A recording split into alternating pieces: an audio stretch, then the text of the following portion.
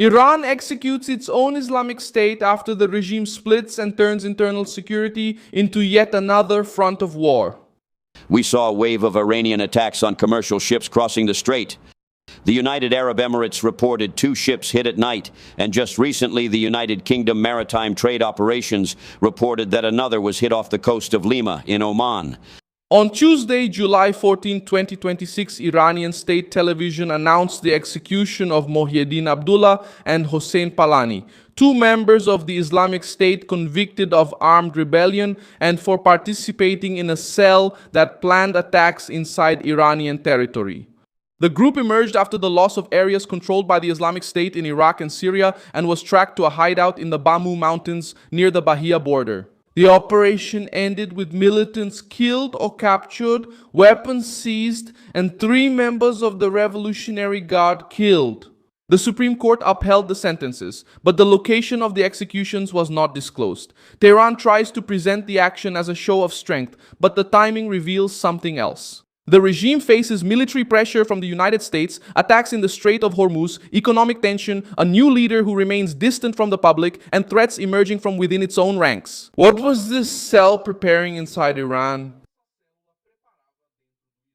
Why did the regime rush to execute its members now? How does Tehran intend to fight on so many fronts at the same time? Mohyeddin Abdullahi and Hossein Palani were part of a clandestine structure created to keep the Islamic State active after the loss of territory in Iraq and Syria.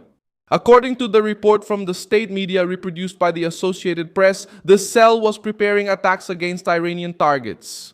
The security forces arrived at the hideout in Bamu, where they found weapons and equipment.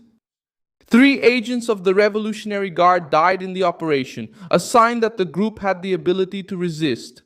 The date of the operation was not specified, but the executions were announced on July 14 after the convictions were upheld by the Supreme Court. In January 2024, the Islamic State claimed responsibility for the attacks in Kerman that killed dozens of people.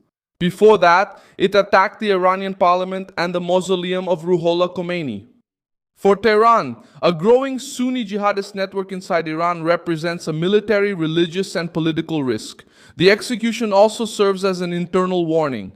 Since the beginning of the war with the United States and Israel, the United Nations has reported that Iran has executed at least 21 people and arrested more than 4,000 on national security charges. Among those targeted were opponents, people accused of espionage, and individuals connected to the protests. In the case of the 2 members of the Islamic State, there is a real terrorist threat, but the disclosure serves the political interests of a regime under pressure to prove it is still in control. Outside, the Revolutionary Guard continues to fire missiles and drones at facilities linked to the United States. The force released launch footage in May following new American attacks, and the European Union also responded.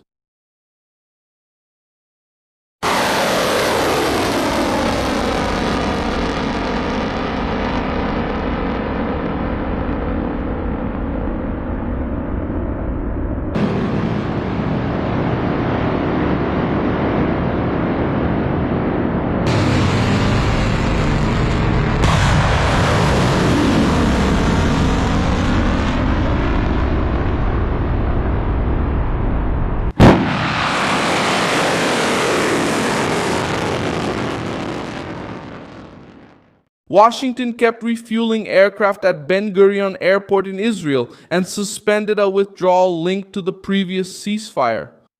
The decision increases the capacity for prolonged air operations and shows that the White House does not expect a quick end to the war. The Iranian parliament has started working on a bill to formalize the management of the corridor and put the military forces in charge of oversight. Ebrahim Azizi, president of the National Security Commission, said that this would be just the first step. The Iranian military command stated that it will not accept American interference. In the name of God, the compassionate, the merciful, the adventurism and repeated malicious actions of the United States to interfere in the management of the Strait of Hormuz have seriously endangered the security of the region, international trade, and the transit of ships, oil tankers, and commercial vessels. Unfortunately, the cooperation of some countries in the region has also increased the risk of the war expanding throughout the entire region. Based on this, we declare that, as stated in previous warnings, we do not and will not allow the United States to interfere in the management of the Strait of Hormuz under any circumstances. The armed forces of the Islamic Republic of Iran will confront any kind of disturbance and insecurity in the passage of commercial ships. Iran will deal harshly with any commercial ship or oil tanker that is diverted from its designated route by the invading and piratical army of the United States.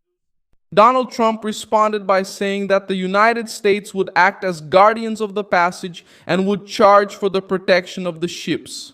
The crisis has already gone beyond words. 2 oil tankers from the United Arab Emirates were hit by Iranian missiles, according to the UAE government, with 1 dead and several injured.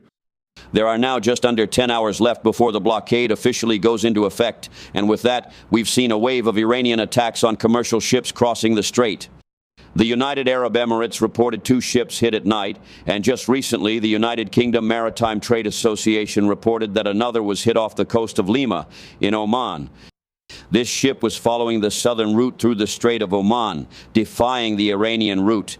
Yesterday, a container ship from Cyprus was hit. This happened after the president announced that the EBSOA will impose a blockade, control the strait, and charge 20% of the cargo to cover security costs. Tanker traffic fell to its lowest level in 2 months. Tehran also withdrew a large amount of oil before the reinstatement of the American blockade. Tanker trackers calculated that more than 80 million barrels of crude oil and derivatives left Iran in 26 days, an operation valued at about $6 billion. Another 30 million barrels are still awaiting release. The regime presents this as proof of resistance, but the rush to load ships reveals concern about the closure of the routes. Oil finances the state, supports the armed forces, and gives them the means to continue the war. The crisis has spread to Yemen. The Houthis launched missiles and drones at Aba International Airport in Saudi Arabia after an attack on Sana'a Airport prevented an Iranian aircraft from landing. The internationally recognized Yemeni government stated that it struck the runway to protect its sovereignty. The Houthis accused Saudi Arabia and announced the end of the escalation, threatening to break a truce that had reduced attacks for 4 years. The strategic target is Bab el-Mandeb, a passage that connects the Red Sea to the Gulf of Aden and the Suez Canal. Between 12 and 15% of global maritime trade, valued at over $1 trillion per year, passes through the Red Sea corridor. When the risk increases, companies reroute ships around Africa, adding travel days and higher fuel, insurance, and product costs. With Hormuz under attack and Bab el-Mandeb threatened again, Iran gains 2 pressure points over energy and trade without needing to conquer territory. The execution takes place amid this siege. Tehran faces the United States in the air and at sea, tries to control Hormuz, protects oil revenues, supports allies in Yemen, and fights jihadist cells near the Iraqi border. The threat discovered in Bamo exposes the limit of this strategy. The regime needs to monitor bases, oil tankers, airports, cities, and mountains at the same time. The Islamic State lost its territory, but it did not disappear, and today operates through smaller, mobile, and hard-to-locate networks. The Revolutionary Guard must expand searches near Iraq and use executions as propaganda to project authority. Each new attack in Hormuz or the Red Sea consumes resources that would also be used for internal security. The regime tries to prove that it controls everything, but hiding the new leader, mobilizing missiles, and accelerating exports reveals a structure under continuous pressure. The next threat may arise from another small cell within its own territory, while Tehran keeps its eyes on Washington, Israel, and the Gulf. Thank you very much for watching this video until the end. Support our project and make a financial contribution using the Pix key that appears on your screen. We are an independent channel, committed to bringing you the truth. Your contribution helps us keep going.